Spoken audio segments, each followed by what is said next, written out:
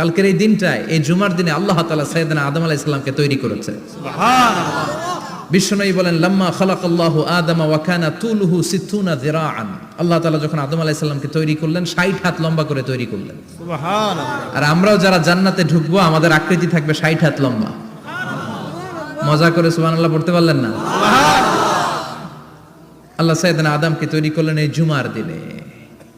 আবার সাইয়েদনা আদম আলাইহিস সালামকে পৃথিবীর বুকে তিনি পাঠিয়ে দিয়েছিলেন এই জুমার দিনে। সুবহানাল্লাহ।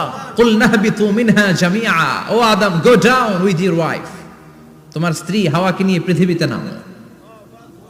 সাইয়েদনা আদম আলাইহিস সালামকে আল্লাহ তাআলা পাঠিয়েছিলেন শ্রীলঙ্কার একটা পাহাড়ে, অ্যাডামস পিক। ওখানে ঐতিহাসিকভাবে প্রমাণিত, এটা হাদিসে নেই, কুতুবুত তারিখে এসেছে। শ্রীলঙ্কায় একটা পাহাড় আছে, কলম্বো থেকে অনেক দূর। ওই পাহাড়ের চূড়ায় সাইয়েদনা আদম আলাইহিস সালাম